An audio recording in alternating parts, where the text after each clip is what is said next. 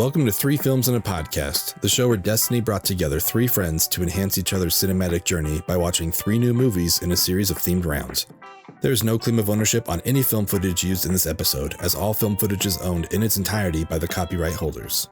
And just like every car in Too Fast, Too Furious, this podcast contains spoilers. Enjoy!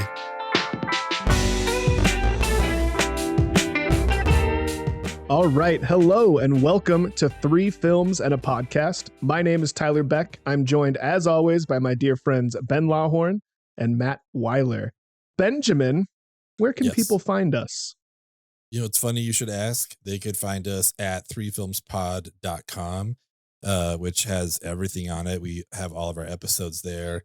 Also access to our Patreon if you want to, throw some money our way.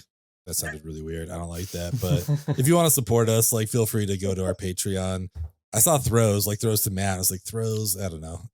Yeah, all of our stuff's at our website, threefilmspod.com, including a lot of merch that Matt has designed, which is really cool. So, yeah, go check that out. You're forgetting a couple big areas, Ben. Please let us know. There's the social media, if you've ever heard of it. Oh, right. That old chestnut. We're on social media, believe it or not, at Three Films Pod. On any platform. And then YouTube, we've got our channel, which is the recommended way we recommend that you consume this media our that faces. way. Yes. Look at us while we talk. We are very vain. We love ourselves very much. And we think that you will love us too. So check us out on all those places. We're happy to have you, whether you're new here or an established movie club member. We appreciate all of your support. And again, we are very happy to have you here. But before we go any further and before we dive into this week's movie, I have to introduce you all to our very special guests. We have Annie and Carsen, a.k.a. the movie Mavens. Hello and welcome to the podcast. Hi. Thanks for having us. Yeah, of course. Hi. Hello. I don't know who wants to take care of this part, whether it's one of you or a combination of the two, but I just figured we'd give you a chance to plug yourselves and let people know where you're from, where they can find you, all that good stuff. Annie? Carsen, take it away. Okay, here I go. Yeah, thank you so much. We're really happy to be here. We are the movie Mavens. We do spicy double features each week. Last week we did Bones and All, and Annie, what was the other movie? Suspiria. There we go. That was a great double feature. Highly recommend. We are unfortunately not a video podcast. I am kind of rethinking that, doing this whole situation. But we're on Spotify, Apple Podcasts, wherever you consume podcasts. And also you can hit us up on Instagram at Movie Mavens, on Twitter at Movie Mavens Pod. Nice. Send us an email if you want. Yeah, sure. Awesome. Carrier pigeons, send a letter. Did you guys see the new Suspiria or the original? The new one. Mm-hmm. Nice. Oh, is that same director? Yeah. Yeah. That was the link there. Give me enough time, I'll put it together at some point. Figure it How out. do those connect? Two steps. Okay. Yeah, there it is. Nice. I'll just sit here and nod agreeably because I've seen neither. I don't plan on seeing either. I'm not a horror movie guy. No? But, no. Maybe it'll find its way on my screen at some point. Ben used to feel the same way I do about horror movies, but he's toughened up and he's seen more. So maybe I'll find my backbone at some point. We'll get there. And dig into them, but I wouldn't hold your breath. But with that, I think we should move in to the actual episode. This week's episode finds us at the end of our Sung Gems round, which is a departure from the regular theme of exploring unseen movies. This time we decided it's around Christmas, it's December, and we just want a little treat for ourselves. And we want to do our Sung Gems. These are movies that we love, that we have seen collectively possibly hundreds of times. I know I've seen this week's movie more times than I could possibly count. But we just wanted to give a little gift to ourselves. So, we've done Ferris Bueller's Day Off. That was Ben's pick. We've done a movie championed and beloved by Mr. Weiler. That was Empire Records. And I feel pretty confident that this is a round that everyone can enjoy. It's not just for us. We've framed it that way, but I'm pretty sure that everyone else is enjoying it too. But without any further ado, it's time to dive into my Sung Gem selection. It's my all-time favorite movie, and it is, of course, The Big Lebowski. And I just want to dive into everyone's personal experience and first impressions. I don't know that this movie needs too much of an introduction or anything else without just diving into the conversation. So, Carsen, what was your experience with this movie? Like, what was your first impression, and like, what are sort of like your thoughts and like like an overall high level review? Yeah, wow. Okay, this movie is a classic. I feel like it carries something, even the name carries like a weight, a reputation. Everyone has an opinion. Everyone's seen this movie. Everyone knows the dude. So whenever I think about this movie, very much sort of like Empire Records and Ferris Bueller, I think about like a fandom. Like we're all like we're collective fans of Big Lebowski. And I hadn't seen it for a while, so it was nice to rewatch it. First impression, this rewatch this is definitely a man movie. I think this is like, this is not a Reese Witherspoon. This is not a Sweet Home Alabama. This is a man movie. It's totally fair. But that's not a knock. Just this was my impression. Also, the dude is a character. Yeah, well, that's just like your opinion, man. That is like truly this is not just like some guy that they've written into the script. This is a full-on, full-blown character. I mean, I feel the same way about Walter too. Walter is like a certifiable character, but for sure, the dude embodies something. The dude carries a weight, and I really appreciate that. Yeah, on this rewatch, unfortunately, it kind of fell off for me in the second half. The second half was not as strong as I remember it being. I would love to hear your guys' thoughts on that. But yeah, it's a fun movie to watch. And Annie and I talk about this a lot. Like, is it rewatchable? Is it fun? Did you enjoy your experience? And yes, I did. I had a great time watching this. Nice. For sure. I actually agree with you about the second half, and I kind of always have.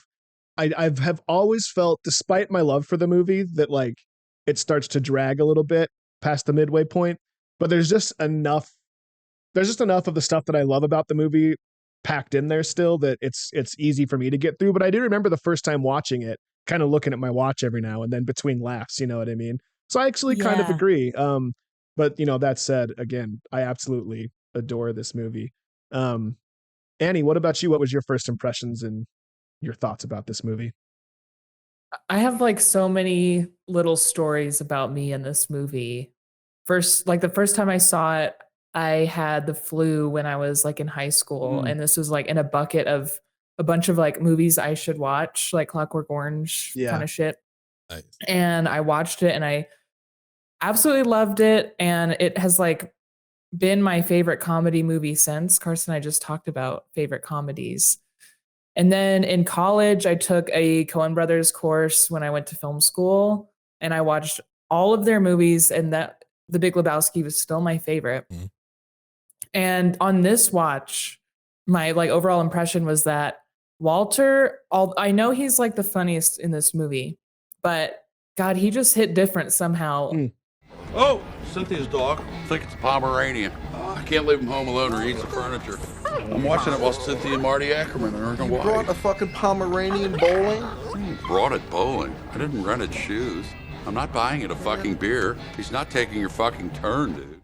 Then the earlier times of me watching this movie, he just kind of stressed me out just a little too much. I was like too concerned about the rug or what, like anything else. But then the more I watched it, and then this time especially, I just like loved every little face he made, every little line he had, just like had me laughing out loud. When he pulled the gun, I was like, this is a different ball game. A world of pain, yeah. To speak on your like dragging in the second half comment, like I didn't get that, but I think the scene and the character of Maud is probably like the weakest part of this movie. I like what she brings to the table most of the time, but the scene where like they've had sex and they're like getting to know the dude, I think that scene really drags, honestly. I don't know if I'm alone, but that would be my cut on the writing in the writing room. So we could shave 15 minutes off of that. Yeah. I guess we'd have to find a different way for the dude to unravel the mystery there, because that's kind of when he figures everything out. That's when he realizes the game that's afoot. Yeah, man, I don't even really remember the exact first time I watched this movie. I remember it was always on Comedy Central, and I would try to watch it, and it just didn't land very well on TV. It didn't land edited for like a first viewing. Now that I've seen it a million times, I can watch it on any platform and it works, but I just didn't get it. Maybe I was too young, maybe I was too obtuse. I'm not really too sure. But I remember I watched it with a good friend of mine after we moved together in my 20s, and I pretty much instantly fell in love from the minute I stopped watching it. Ben knows this. Matt might know this a little bit less about me, but like there was a time where I was like maybe borderline obsessed with this movie. Like most of the words that I said throughout the day were like a quote from this movie. I was like, I could just find ways to quote this movie constantly. I don't know that it was to the point where it was obnoxious, but if you're a friend of mine and you're listening, maybe you can set me straight there. Let us know. Please. I promise I've toned down. And in fact, I hadn't actually seen this movie for quite a while until I watched it for this podcast. And I told you, Carsen and Annie, well, I told all of you during our Get to Know You segment that my girlfriend actually watched it with me for the first time. She'd never seen it. She's not much of a movie person, and she absolutely loved it. And the gun scene, Annie, that you pointed out, she's like, that was really good. He's really acting. That's good acting. She was really impressed by John Goodman, which I think, everyone is when they see this, because Walter is indeed, I don't know if any of you said it, but he is a vibe for sure. Yeah. So I think you said he was a character. Yeah, he's definitely a character. Mm-hmm. And he's absolutely my favorite part about this movie. Ben, I already know your impressions and first experiences. That's not to say I'm going to skip you. I just want to hear Matt's first. If that's okay. So I'm reading between the lines. I get it. No. I just you're skipping him for now. I just have been very specifically interested in what Matt would think about this movie for a very long time. I mean, me and too. I already know what you think, Ben. Yeah. So. Well, anyone who has heard Tyler bring this up 1 million times on the podcast would know that I have not seen this movie until now. And so I was very excited. I know a lot of people who have loved this movie. It's been recommended, over the last 15 years to me. And similar to Tyler's experience, I know several, people that I'm close to who have gone through a semi-obsessive dude phase where they basically like worship everything that he stands for and kind of try to emulate him in some way. And obviously like people grow up and move out of it, but still a great character. I had a lot of fun with this. And honestly, I'm going to bother some snooty cinephiles out there, but like I went into this knowing that I was going to like it. So I don't do that with everything. Like sometimes you approach something that's been like hyped or overhyped and you try to nitpick and find things wrong with it, kind of a contrarian attitude. But I feel like too many things were working in its favor where I like the Coen brothers.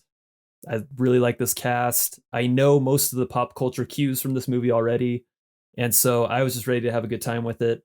And I wasn't let down. It was a lot of fun.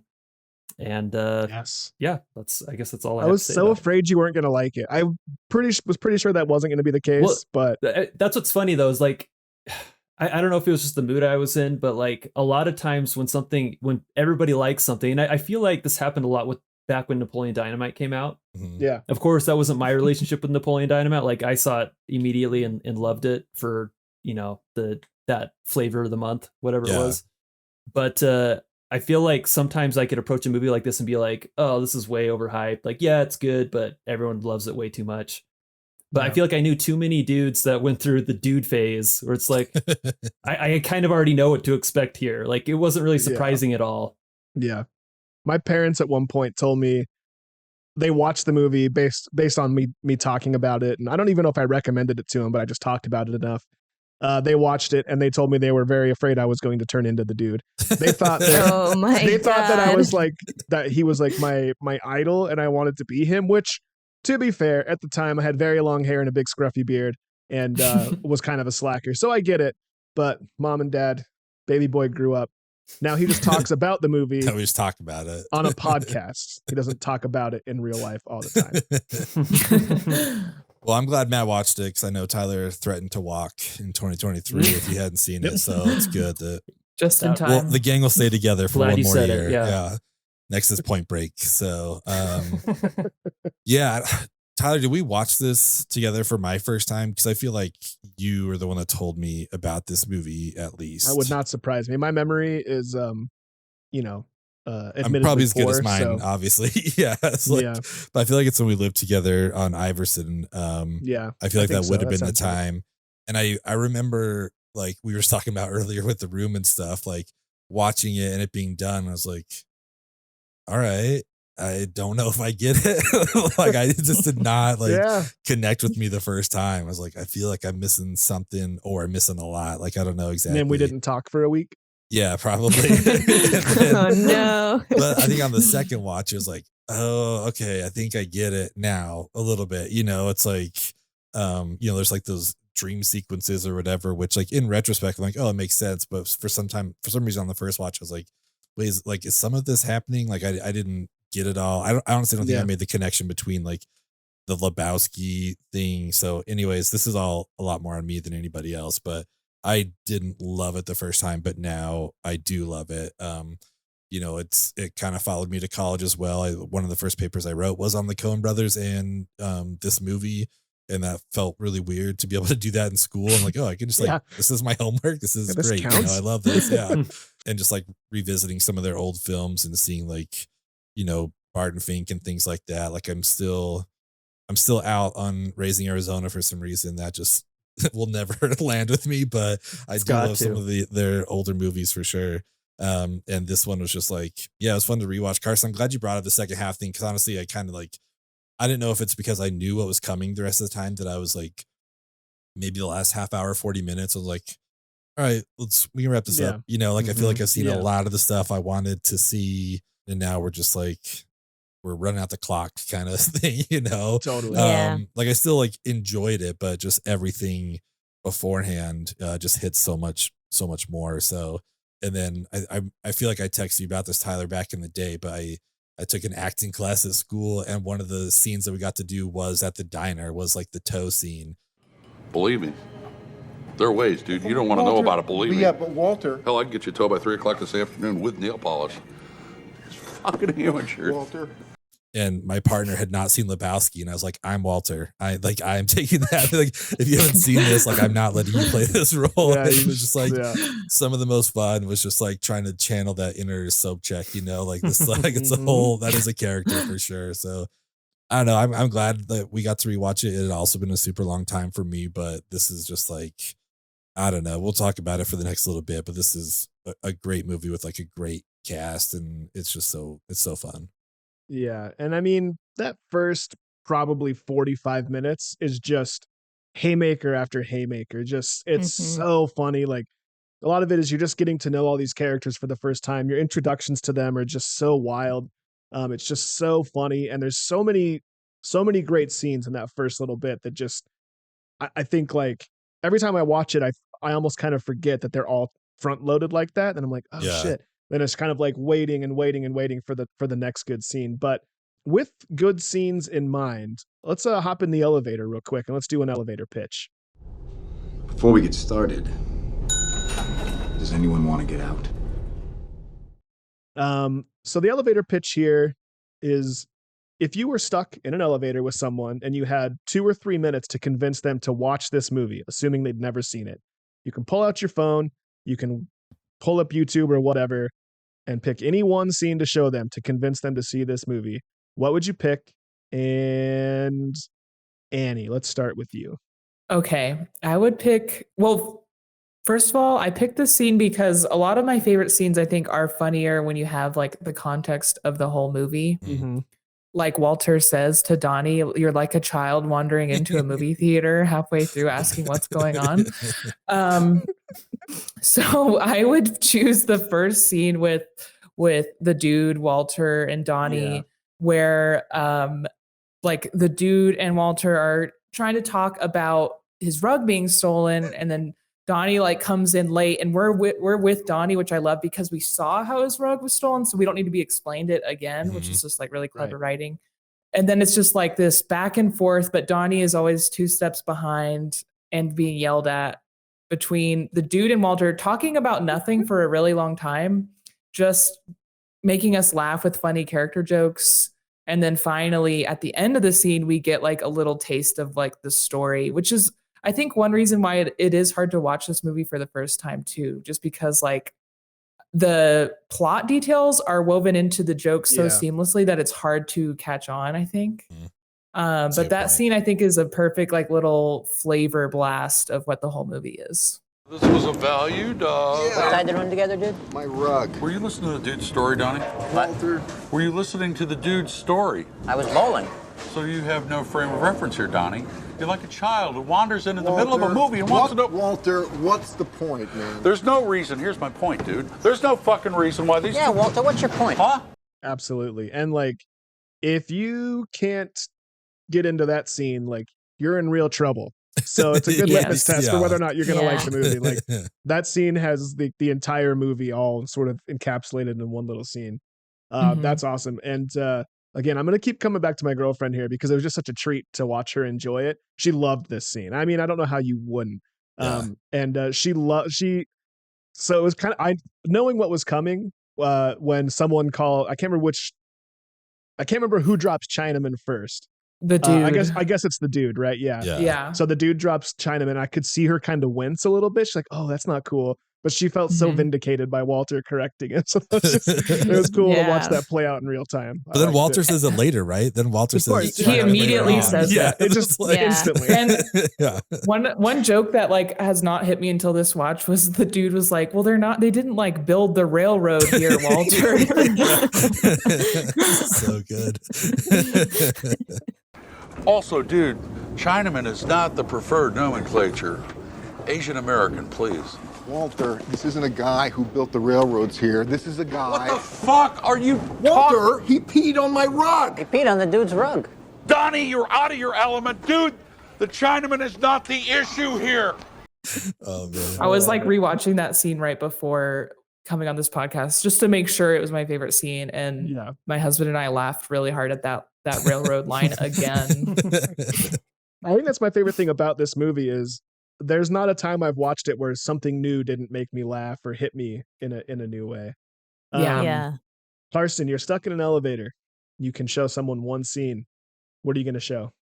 Yeah, okay. I'm going to show the scene where the dude and Brant, played by Philip Seymour Hoffman, are standing in front of the wall of like accomplishments and photos. Yeah. Hell yeah. I like that scene. That is like a masterclass in both writing and acting. Like the way that they are just talking over each other, and like the way that Brant is delivering all this information about Big Lebowski, and like also being a weirdo character. Like, what is Brant? It's so good. The way he like can make his face red. Yes. Yeah. No, I like watching this. I was like, damn, I miss Philip Seymour Hoffman. He's a treasure, a true treasure. And like just watching their exchange, absolutely hysterical. I think like that scene made me laugh hardest on this watch, and it was just them like talking over each other, but they weren't like interrupting each other. It was just so rapid succession. Indeed, that is Mr. Lebowski with the First Lady. Yes, let's take in one, Mrs. That's Lebowski on the left there. Yeah, of course, Mr. Lebowski on the left. So he's a handicapped guy. Mr. Lebowski is disabled. Yes. I love it. I lived for it. I would show that one, and I would be like, if you don't like Philip Seymour Hoffman, sorry, you get out of this elevator. You gotta go. Yeah, that scene, they like, I can't even imagine editing that scene. I know like the Coens are famously tight on their direction as far as like the words you can say. You have to stick to the script. Say this real quick. Say stick to the script strictly. Wow, that's tough. But I love the little like choices they make with the way that they move, and the dude keeps touching things when he rubs that like the sole of that shoe, the golden shoe, so many times, and just like those little choices they make are just so good. And that scene, it's like it's got to be like on the Rushmore. This isn't the Rushmore theme we're doing, but it's got to be on the Rushmore of like most clever exposition. Yeah. That was, honestly, this was also my pick. Because there's like this stuff again, picking up on this one, which is like talking about Nancy Reagan. It's like, Oh, it's when she was first lady of the nation, not the state. You know, like you guys like clarify that. And the dude like, oh, does he need more kids? You know, like just his laugh. It's a different Brant scene, but when, you know, he calls him back to talk about the ransom and Brant's leading him into like the library, but the way he like ducks his head and just like, it's like as he's leading him in, he's like, oh, he's grieving in the lounge. He's just like, just the physicality of it. Like, oh, I love it so much. I also love like when one of those scenes where we see Brant for the first time, he's like down the really long hallway and it's like a really wide shot and he's like just coming into the frame. That was just shot really funny just to have him in shadow, like as far from the camera as possible. Philip Seymour Hoffman so good in this. I think, you know, since that scene's been picked, I think I would go with the first time that the dude gets beat up, basically. There's a lot of options in there. You know, he's getting the swirly and he's like, where's the money? He's like, oh, I think I saw it down there. You know, he's never seen these people before. And he's like, I'm just going to crack jokes with them. You know, he's like, oh, let me get another look. I think it might be down there. You know, and just picking up the bowling ball. Like, what is this? Like, well, obviously you were not a golfer. Like, if you don't enjoy the humor of this scene, I think it goes for all the scenes we're picking. But like, if you're not into what this scene is, and again, it's like, I don't know how much this is gonna vibe with you, but I really enjoyed that scene quite a bit. Like just the first time we really get to see the humor of the dude. Where's the money, Lebowski? Where's the fucking money, shithead? It's down there somewhere. Let me take another look. Friend of the podcast, very good friend of myself and Ben's, Ryan. He bought me a set of customized golf balls that said, obviously, you're not a golfer on them. Nice. So if you are a golfer in the Salt Lake City area, pay attention at your local course. I've peppered them and lost them everywhere. I've lost the full dozen. They are at courses throughout Salt Lake. So keep an eye out next time you're trying to find your ball on the other side of the rough. Follow us on Twitter. And then follow us on Twitter. Matthew, what's your elevator pitch here? Okay, mine's gotta be, so my wife has a thing where pretty much in any movie or TV show, when someone gets tased, she just like loves it. She loves seeing people get tased. It's hilarious. Hell yeah. It's an interesting Desert Island every time. Taser movies. Anyway, I have a similar thing. Anytime, mine's a little more, I guess, broad, but like anytime someone goes from like 0 to 100 with rage and like overreacts about something, that's just like so funny to me because like you're not totally expecting it. So for me, when the dude's in the taxi and he complains about the Eagles, and the taxi driver pulls the car over. It's not even the Eagles. It's not even the Eagles. Is it not? Well, what's funny about the song? And what's funny about the song too is that like it's basically the dude's ideology. Like it's singing about like taking it easy or all that. It's like he should love this song, but he just for whatever reason vocalizes like distaste for it, and it's just like an immediate reaction. Like I got to pull this taxi over, get this guy out of my taxi. I love it. I love the so reason too is he's just like, I've had a really bad day. Yeah. And the taxi driver gives him no like leeway. He's like, get your own fucking car then if you don't listen. Like just immediately blows up at him. I love it. That poor taxi driver driving a taxi in LA. I don't know which would be. I feel like driving a taxi in LA would be worse than New York because people are less used to it. You know what I mean? Not everyone uses a taxi in LA. I mean, I guess people do Ubers now. I don't know. If you guys live in LA, Carsen and Annie, tell me I'm wrong. But I just feel like being in a taxi. Wouldn't you think it would be worse to drive taxi in LA? Yeah. If you're a taxi driver in LA, let us know in the comments. Yeah. Follow them on Twitter. Yeah, like and subscribe. Follow Movie Mavens. Subscribe. Give us 5 reviews. I love that so much. Apparently, I mean, this piece of trivia is pretty well known, but Glenn Fry of the Eagles approached Jeff Bridges angrily at a party and confronted him about. He's like, "What? Why'd you have to say us, man? Why did it have to be us?" He was so butthurt that he said he hated the Eagles. I love it. So is it an Eagles song or what? Yeah, I thought it was "Take It Easy," but you know, I've been wrong before, and I'll be wrong again, I'm sure. Okay, I'm not confident in my answer, but while I was watching that scene and listening to it intuitively, I was like, "That's not the Eagles. I'm not listening to the Eagles. It didn't sound like them." Okay, we'll look it up real quick. Ben, cut to the scene. Jesus, man, could you change the channel? Fuck you, man. If you don't like my fucking music, get your own fucking cab. I had a really rough... I'll pull up to the side and kick your ass out. Man, come on. I had a rough night, and I hate the fucking Eagles, man. Okay, that's a little editing trick. Little movie magic. Yeah, I thought it was, Yes. I thought Peek it behind was the take curtain. it easy, but let's see. Big Lebowski Eagles song. Oh, it's Peaceful, Easy Feeling. Yeah. And it is the Eagles. Damn. Yeah. And it made Glenn Fry. That's right, That'd be Carson. funny if it wasn't. We'll cut all this out. It would be really funny wasn't. if it wasn't. I actually wish it wasn't. Now I'm kind of pissed, but I thought maybe it's like one of them, like their solo career. So it was like a member of the Eagles, but not the group. That's kind of what I thought it was. I'm like, yeah. A couple of you guys have this on there, like as an honorable mention, and it was my backup as well. Again, like for this, we don't like necessarily do spoilers in the elevator pitch, but I don't laugh harder in this movie than when John Goodman like opens the coffee can after giving the eulogy. Yes. Like that is just like for me, it's the funniest moment of the whole movie. I just wouldn't want to spoil for someone that Donnie dies, but like that to me is just like the funniest thing. Just like the dude just standing there after with like all the ash on his face and like him tying it into Vietnam and all that kind of shit. It's like, what is your deal, man? Like, Matt, is the spoiler of it all why you didn't choose that scene? Because I would have bet I don't have a mortgage, but I would have bet my mortgage that that's the scene you were going to pick based on your typical criteria. Oh, mine? Yeah. Was that why you didn't pick it? Sorry, I thought you were usually, talking to bed. Yeah. Oh, so sorry. I actually had selected that initially. Okay.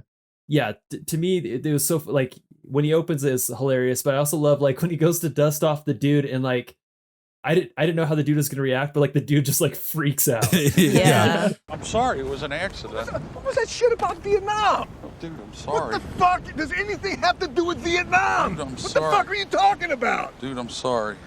And the lead up to it too, just like looking at all the prices of the urns. Then he's just like, "Is there a Ralph's nearby?" Yeah.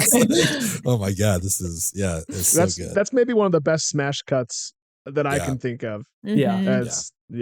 I have a art print like hanging on my wall that is like the two of them drawn on a cliff. They're like really little, and it just has a speech bubble that says "Good night, sweet prince." Oh really? Oh my god, that's amazing. That's incredible. So that is also my favorite. That scene was the funniest scene to me, but I think without context, it's less funny, and it would be sad to spoil that moment. Yeah, it hits a lot better once you've seen the whole thing for sure. Mm-hmm. So let's do this then. So elevator pitch, we typically, it's a very specific scene you have to choose, but I just want to know everyone's favorite scene. This isn't something we typically do. Wait, I didn't do my elevator pitch, did I? I don't think so. No. That's good because I'm going to change it from what's on the document. I want to show the Jesus scene when we meet the Jesus for the first time in the bowling alley. I'll take it away from you and stick it up your ass and pull the fucking trigger till it goes click. Jesus. You said it, man. Nobody fucks with the Jesus. Because it doesn't spoil anything. It doesn't do anything to like ruin the story for you, but you get a really good sense of what you're in for the movie. And it's fucking iconic.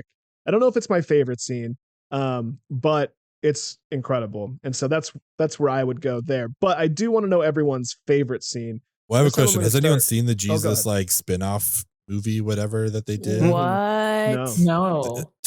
They did one, right? I thought they did like either a short film or like a series or something like that. Like they being the Coen brothers, or no, Totoro. I don't know who was like running it, but from what I understand, they did. Is it like Jesus Rolls or something? I remember, like, as soon as you said that, I was like, oh yeah, I kind of remember that, but I've never seen it. I haven't either. Same. I was hoping one of you guys could. Yeah, the Jesus Rolls in 2019. There's a part of me that refuses. I don't know. Yeah, it feels wrong with the Coens. Like, I don't know how involved they were, but Totoro directed it. Interesting. Wait, Audrey Is it a Tauto's in film this? or a short? And Susan, what is Susan happening? Sarandon, Bobby Susan Cannavale, Sarandon. Pete Davidson, John Hamm, JB Should we Smoot, throw this on Christopher right now? Walken. Good hell. Live? Yeah, we're telling it's a watch party, you guys. Yeah, we're watching it. Hold on, listeners. Is We'll it be a right feature? back. Yeah. It's a feature-length film. Yeah, hour It 25. sure is. Yeah. Wow. Wow. I Interesting. want his purple outfit in that first scene. As soon as he came on Oh, screen, yeah. I was Oh my like, gosh. I need that. I've That never thing is needed to wear incredible. anything more. I need it. It's so And good. where it says Jesus, I still need the Jesus on it. Oh, you've got to. Yes. You've got to. Yeah, that scene. parts of that scene were my friend's voicemail for a very long time. So every time I would call him and he wouldn't answer, I got to hear that. So it holds a special place in my heart. And I just think everything about it, everything that Totoro does, this was actually where I met John Turturro. I'm sure I'd seen him in other stuff, but this is where he became like a person to me. Well, that seems wrong. He became like a figure to me. You know what I mean? Like he became notable to me. So yeah, John Turturro forever. But Ben, what's your favorite scene in The Big Lebowski? I mean, I don't know how to do anything other than the eulogy. Like that's again, like that's the hardest I laugh. That's probably the thing I look forward to the most when we watch it. You know, I'll bring it up later. I do. Maybe my favorite joke in there is Sam Elliott asking the dude not to swear so much, and his response is, "What the fuck you talking about?" Like that might be their exchange might be one of my favorites, but it's hard to beat the eulogy from "Is there a Ralph's nearby?" all the way up to like, "What the fuck does Vietnam have to do with this?" Like that whole sequence is just it's perfect. Yeah, Matt, do you have a different answer for your favorite scene? No, I think I agree with Ben. I think the eulogy would be it for me. Okay. Does anyone have a different answer than the eulogy scene? Carsen, yes, I do. I like the briefcase drop where the two of them are in the car and he gets the call on the car phone that he then continues to carry around for 25 minutes as a person. But just like watching the dude's wheels turn whenever he says we're on our way, and they're like and just watching him try and navigate out of that while also dealing with Walter being a psychopath. And like how the car is a piece of shit. Like it's just it's like a buddy driving scene. I don't know. It's good. It's funny. Yeah. And it reveals a lot about both characters, which I liked. I appreciated. But yes, of course, the eulogy scene is iconic, and I agreed. Is there a Ralph's nearby? Literally iconic. It's funny too. Later in the movie, speaking of the drop-off scene, when like the nihilists realize they don't have money, and Walter's like, "I want my undies back," you know. He's like they still have his underwear. Like, that's another thing. Like, I don't know that I picked up on that before, but I love it. That's like, and then the dude picks him up at the laundromat, so like picks up all his underwear. I love that he's like, "That's my dirty undies, dude." The white, and he like specifically calls his face when he says the whites is incredible. Carsen, that was going to be my pick as well. It's hands down my favorite scene in the movie. When he says, "Well, you didn't think I was rolling out of here naked, did you?" Like that line fucking destroys me. It's so funny. The 15 mph, go, and he rolls out I mean, good God. And then the gun just starts going. Just so incompetent. I love it so much. What the? Have they called yet? What the hell is this? My dirty undies, dude. Laundry. The whites. Annie, so you had something different here too. Yeah, I think that the eulogy is my favorite scene, but as the second scene that I get really excited for and I laugh really hard with is when he it's like from the moment he is meeting Jackie Treehorn and there's that like sketching penis joke that makes me laugh so hard all the way until the cop like opens his wallet and the only thing in it is the Ralph's Value Club card and then that drawing. Oh my gosh. And was that North by Northwest? Is that where the like homage was from? Because we talked about that in our Hitchcock episode, like the pencil thing. Yeah. Is that from North by Northwest? I think so. Yeah. And the fact that it's not just like a dick, the fact that it's like a guy with one is so specifically funny. It's so good. One thing I don't know about. Oh, go ahead, Ben. No, I was saying just one more that really got me this time that again, like I don't know that I picked up on, but when they go to the kid's house and the writer is like in that modern iron lung like life support thing and Walter asks like, does he still write? You know, like I don't know why that really got me. He's disabled. He has health problems. He has health problems. I just love that line so much. That's incredible. I know nothing was improvised, so that line might not have been improvised. But going back to the penis thing, I wonder if that drawing was improvised. I wonder if they just I don't know for sure. It just seems like they told him draw something inappropriate. You know what I mean? Like, I want to know who drew the guy, like who's responsible for that exact picture, because it's insane. Yeah. I want the art department. Yeah, I would say, yeah. So the art department had like someone really had to work on that thing.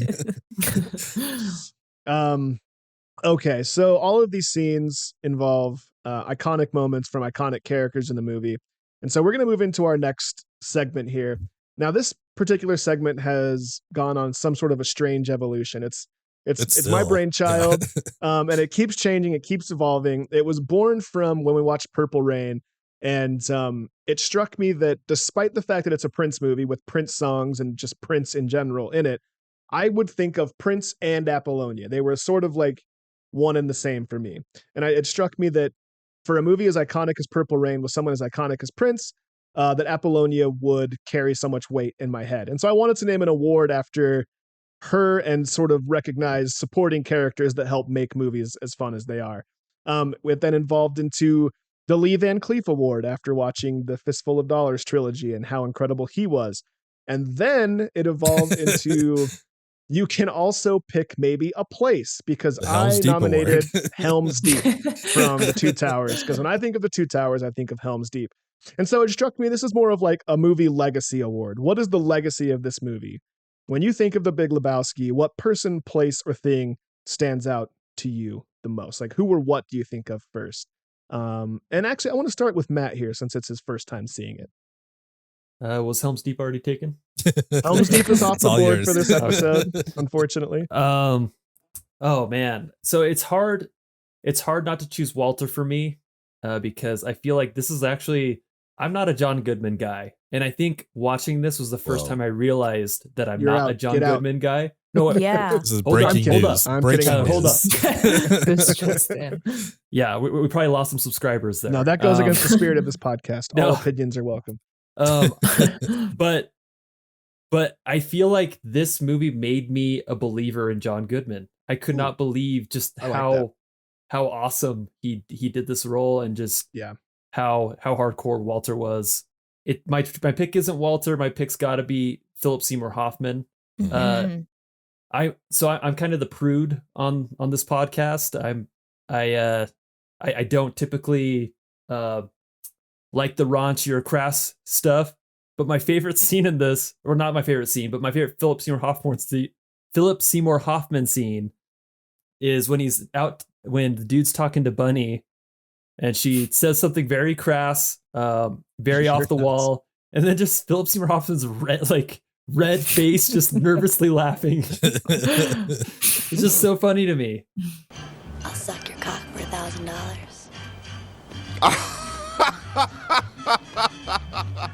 Wonderful woman. We're all very fond of her, very free-spirited. Brand can't watch though, or he has to pay $100.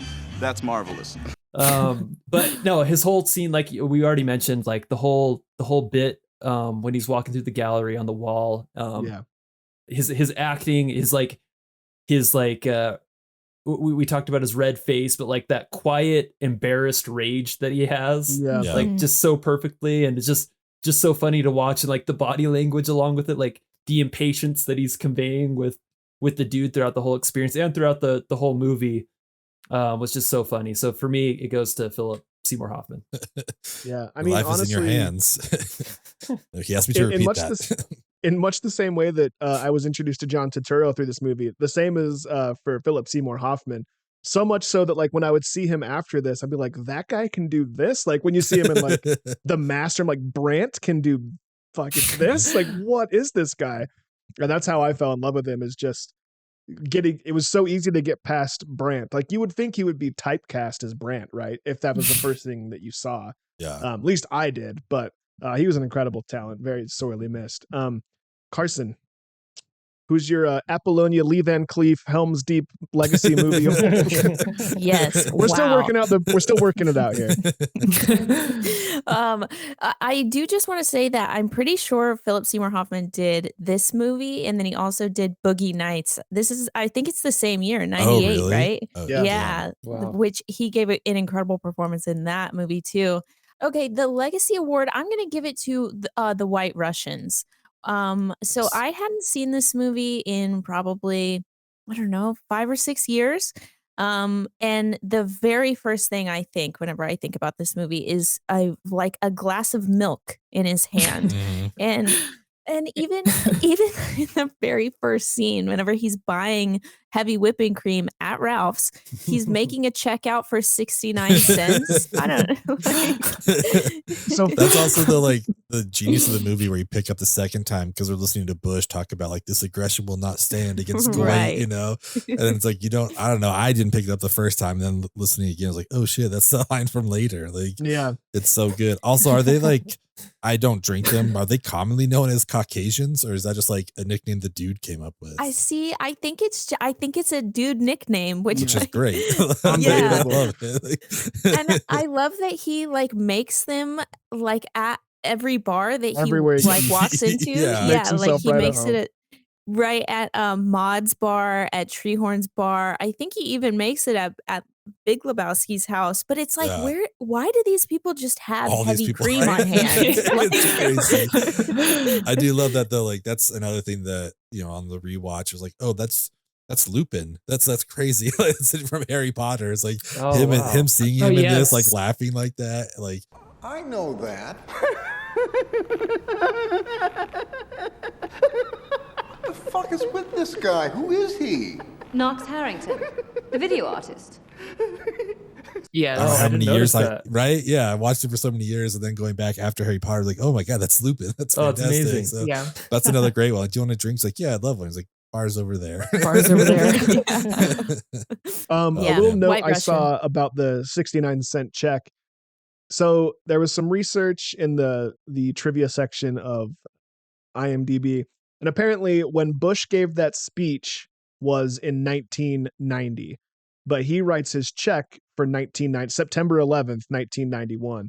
And so there's a fan theory that he's post-dating the check by a year because he's too poor to actually buy Nice. the milk. That's amazing. So whether or not that's just like a weird continuity goof or something that's actually built in, I choose to think that it's built into his character and he's post-dating a 69-cent check.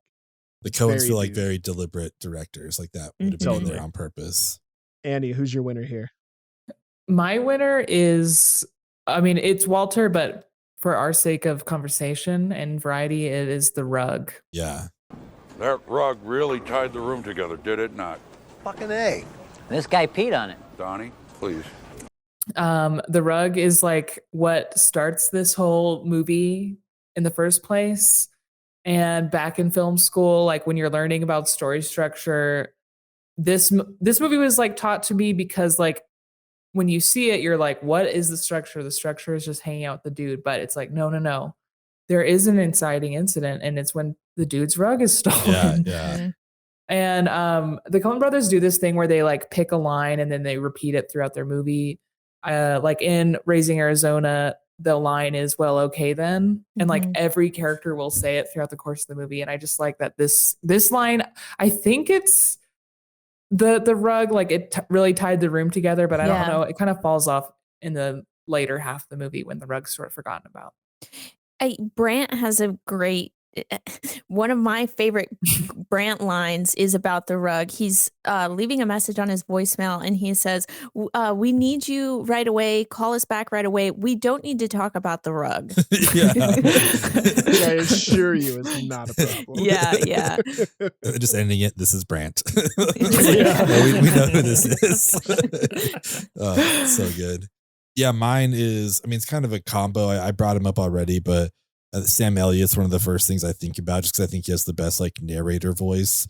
And the few scenes that we get with him are awesome. But overall, I just tie it to the bowling alley is probably what I take away from this the most, just because there's so much that goes into this. Like, again, the first time we see Donnie roll coming back, and then we get into like, whose rug? What's the rug? Like, your lost child, like we get all that.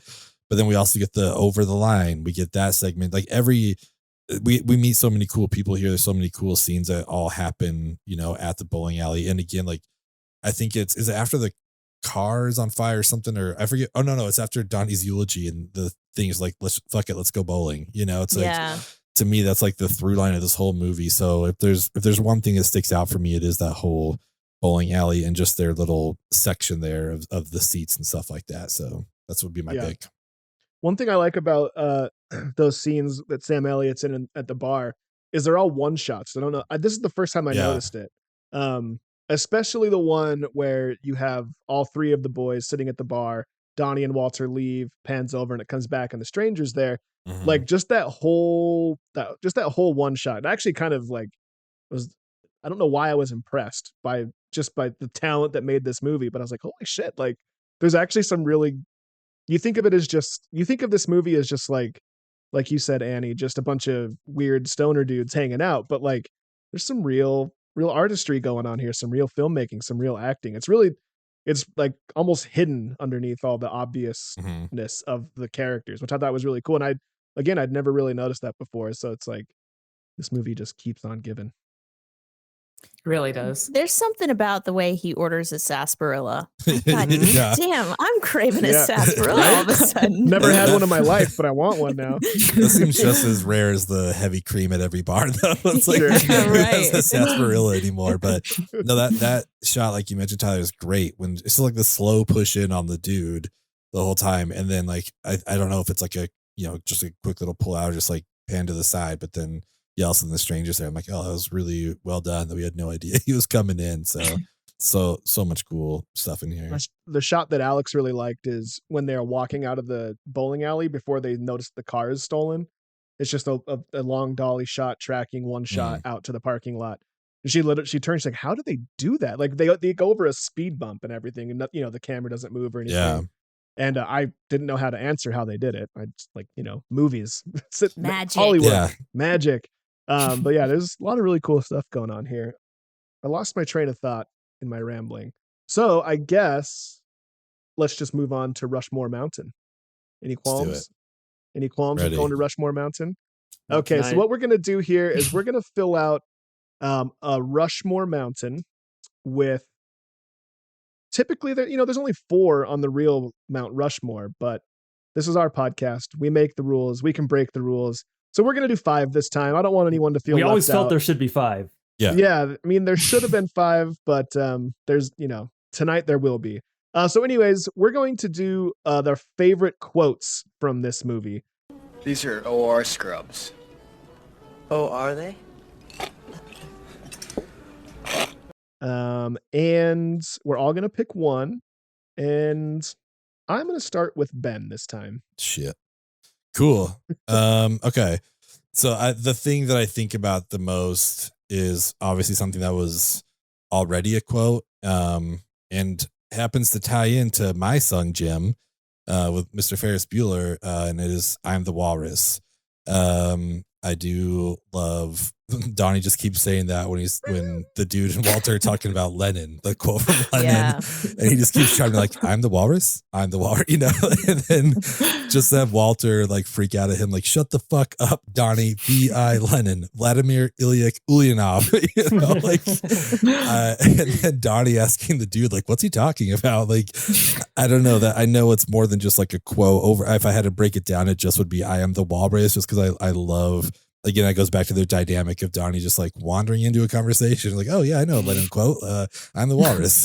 Like, that's so good. And of all the quotes, that's the one he pulls. Also, yeah, exactly. Like, Yeah. that's the one. Like, oh, I just love that so much. And then a little silly side fact. I was playing Trivial Pursuit, and the question was like, what was Lenin's full name? And thanks to the Big Lebowski, I was able to answer that question. So Nice. it all paid off. All those years of watching this movie, I was like, I know his slumdogged full your way name. into a correct I answer. really did.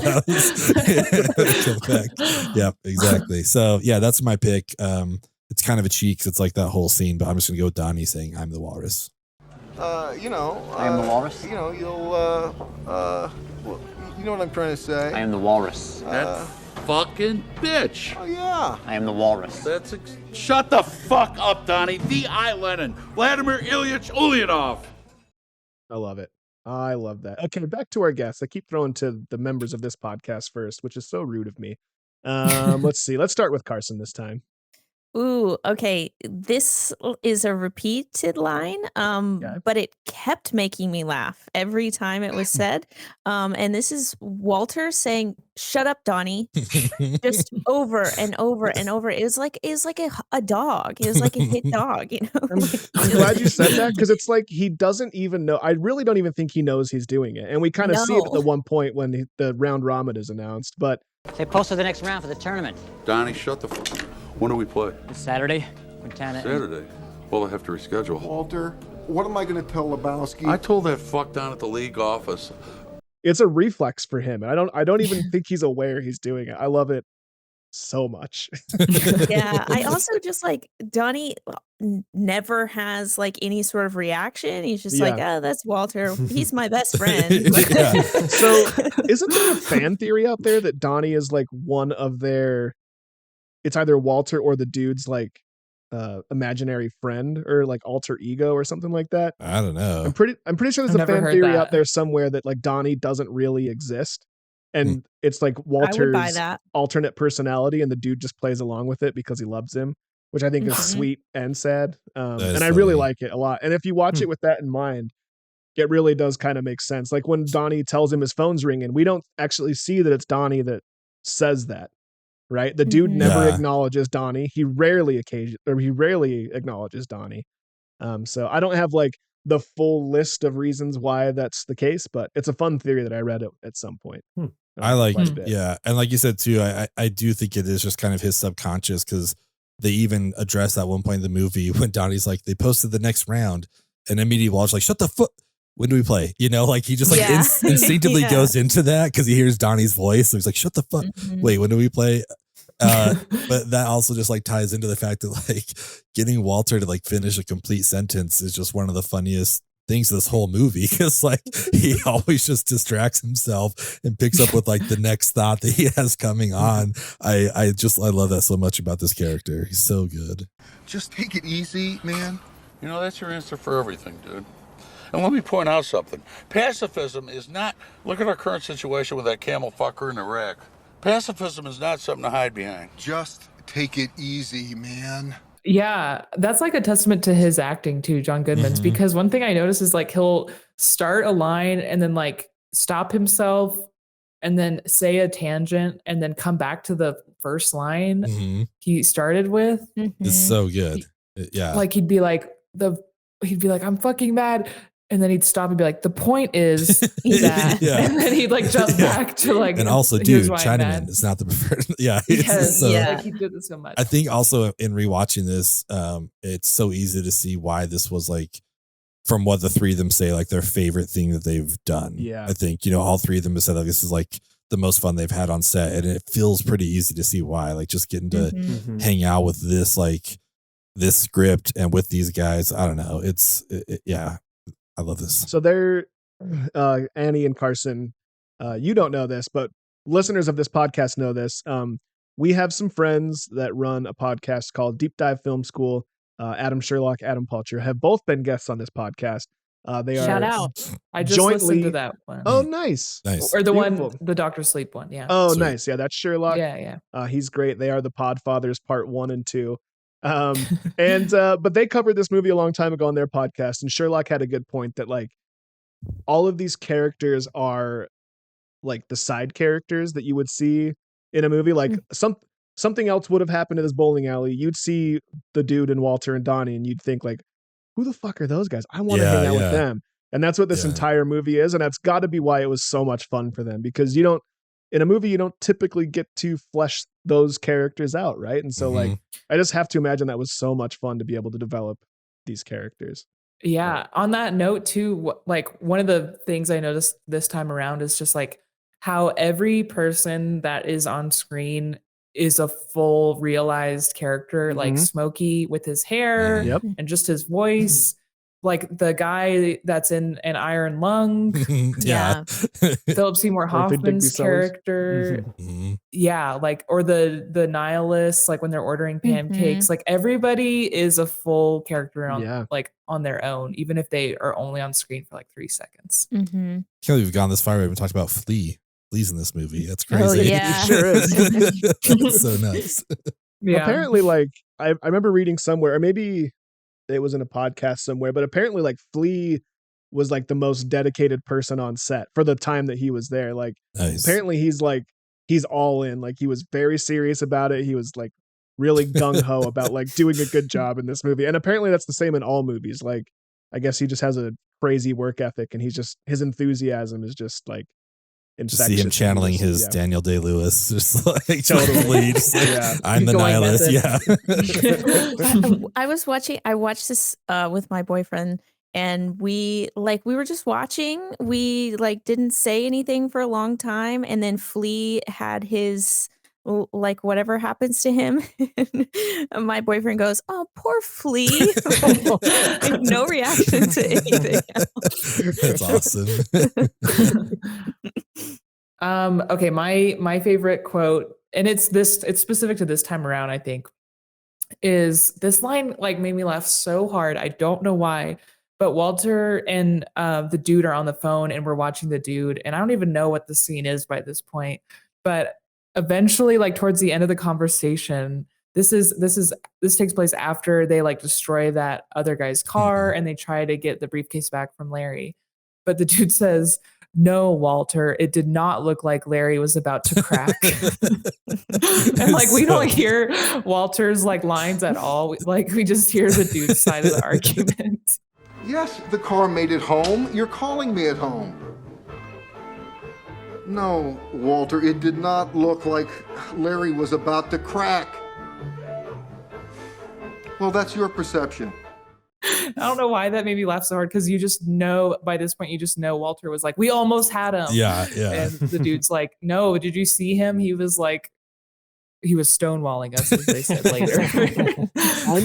I need more dude and Walter phone conversations specifically. Because later we get one where the only reason Walter answered the phone is because it was an emergency, and that destroys me. Like Shabbos every time, yeah. I love it so much. Yeah, and it's like a different. The dude abides Walter's insanity on the phone more. You know, I don't know if I just noticed that in this moment that like. There's less give and take and pushback. He just kind of like lets Walter do his thing. I love it. Yeah. Calmer than you are. Yeah. Calmer than you are. Calmer than you. Matt, so I was interested to see yours, because I mean, my pick, like I just feel like I'm leaving off a million lines, right? Because I don't know, I could quote this movie front to back, but as someone on a first watch, what line jumped out and stuck with you the most? Well, this movie in my circles has been quoted front to back for I'm sure for however long I've heard it. So it was tough, because like lines that probably would have like really resonated with me 10 years ago, you know, just kind of lost a little bit of its weight. I enjoyed, you know, with the Coen brothers, the writing is just so great. So I enjoyed a lot of it. But it kind of felt like I just barely started dating someone that, you know, you all have been dating for years. And so it's like asking me my favorite thing about them when like you guys have already been like in their presence and enjoying them. And so what I did, Tyler, is I actually used a lifeline on this one. I phoned in a longtime listener and friend, Jake Winfield. Shout out, Jake. Thanks for listening. Shout out, Jake.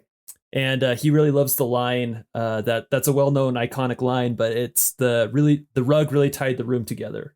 Yeah. He really loved every time that came up. And as Annie pointed out, like that line kind of ties the movie together. It's a line it's a device that's used in the story that kind of centers the story around, to center the story around. So that's the line that I'm going to use. I'm sure after rewatches, I'm going to have a better favorite quote to replace Jake's on the Rushmore. But for now, Jake, you lucky dog, you get to take the Rushmore spot.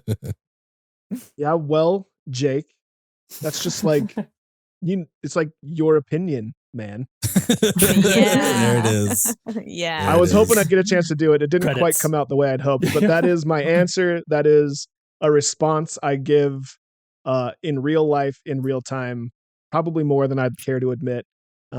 Again, I have found ways to work quotes from the Big Lebowski into probably 90% of the conversations I've had in my life since the first time I saw it. So I could have gone a million different ways here, but when I think the very first line that pops in my head is the your opinion line, and I think Ben has the same opinion. Man. Yeah, I think so. Can I give one honorable mention line? You sure can. For the TV edit of "This is what happens when you find a stranger in the Alps." It's iconic. Yeah, it's just so good. Instead of "This is what happens when you fuck a stranger in the ass," if you watch Lebowski on TV, it's "This is what happens when you find a stranger in the Alps." I think that's such a good, like, why is that? Why would that be it? That was just to like lip sync. Yeah. You see what happens, Larry? You see what happens when you find a stranger in the Alps?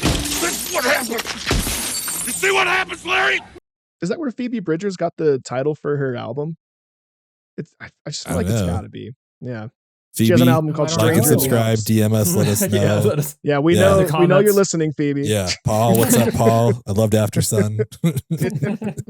I have an honorable mention as well. Oh, please do. So I was gonna say there's so many quotes, so I need to hear all of these. Yeah, it's just the fact that multiple people say this line down to like the cops. Also, one of the cops was like such a character.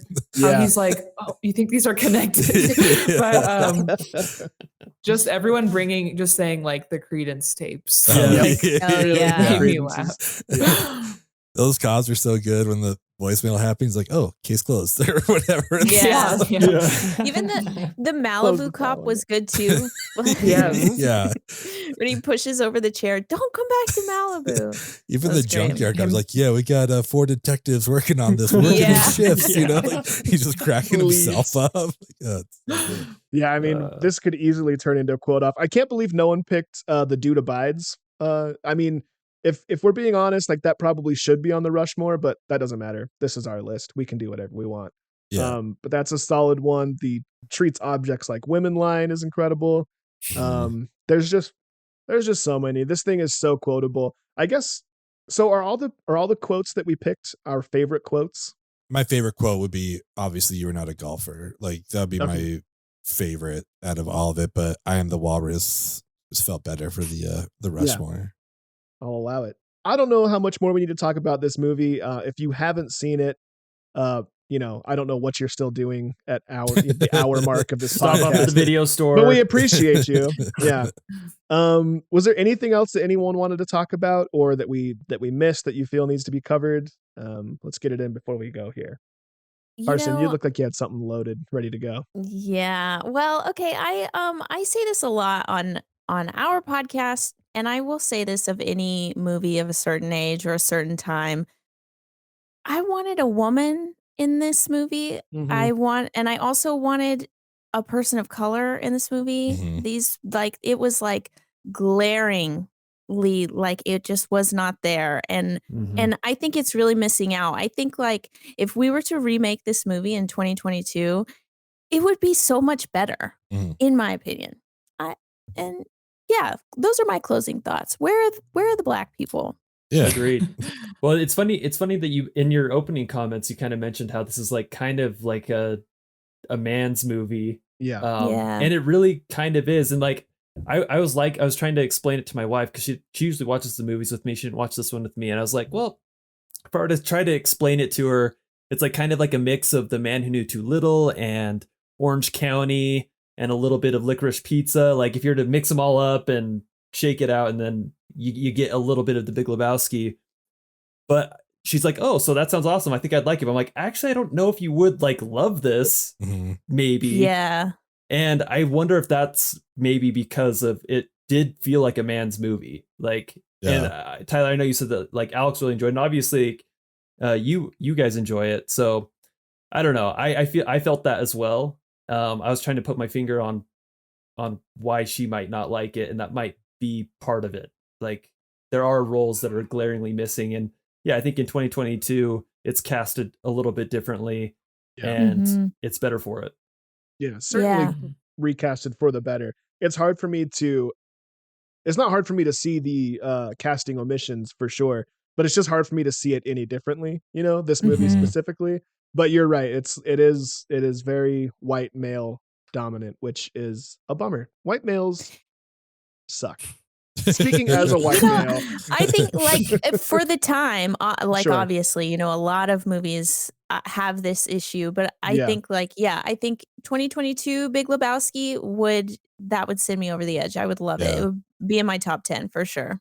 It's interesting because they just come off Fargo with obviously a very strong female lead. Like that performance is awesome. Yeah. And Raising Arizona a little bit before then. I'm curious, like if that was ever a discussion to like have that happen, just to not have it be three white dudes that were all bowling together. I don't know. I had read that they wrote the screenplay with this exact cast in mind, with Bridges, Goodman, Buscemi. That's in funny. mind. Like they wrote it specifically for those three.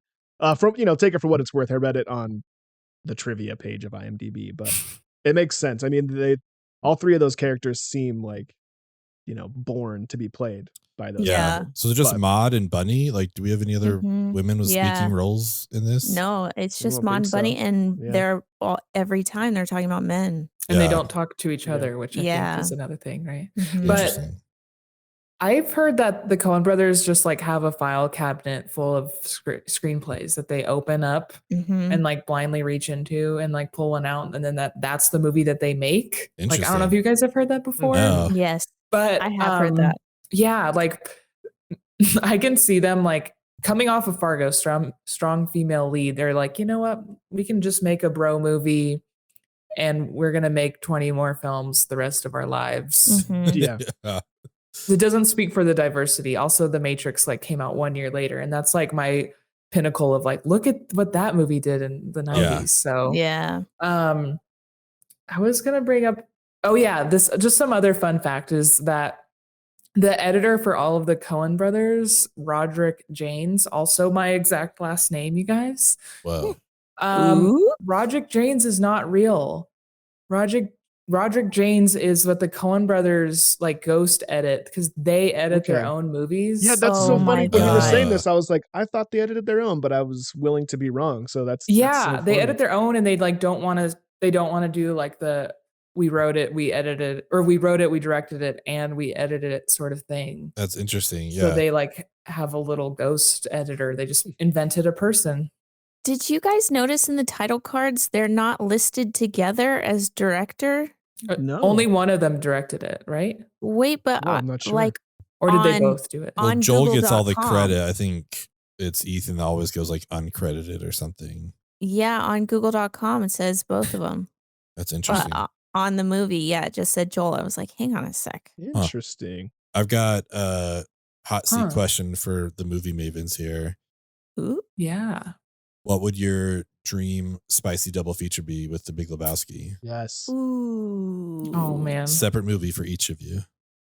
I didn't even think about this. Only because I was like just thinking about talking with you guys about it.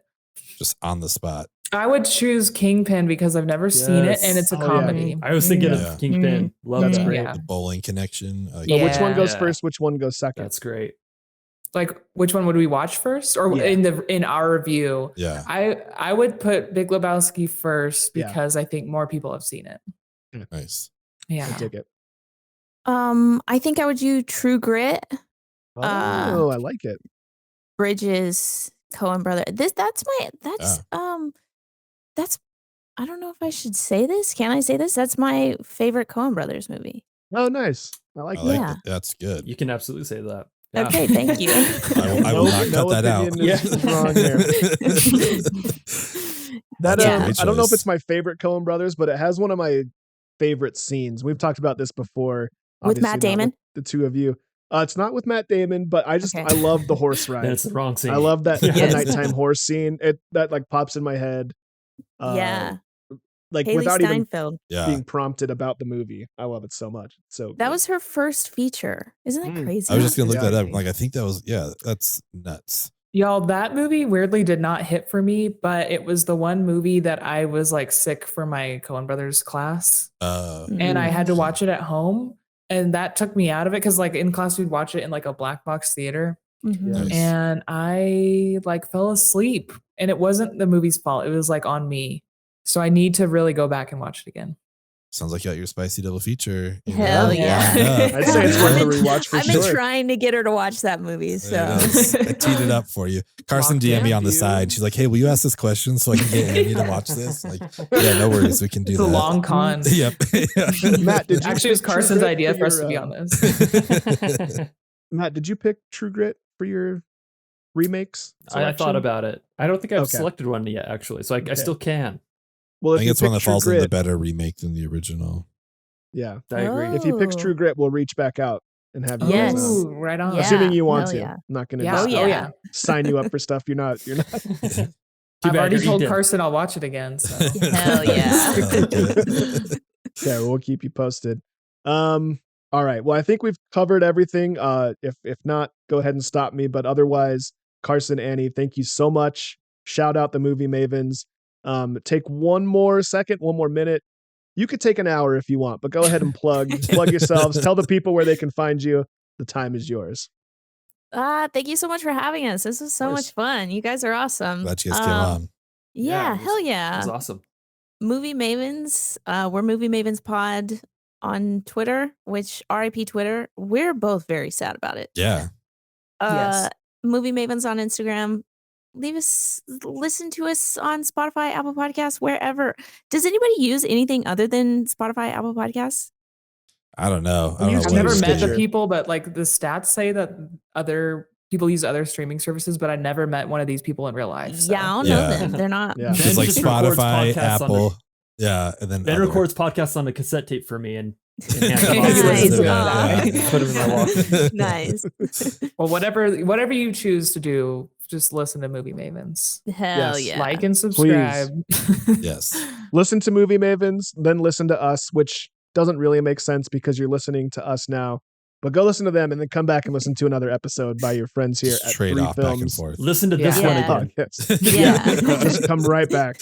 And you can also find us on all the Twitters, Instagrams, all the spaces, places at 3filmspod and 3filmspod.com. And yeah, that's going to do it for this episode. We'll see you next time.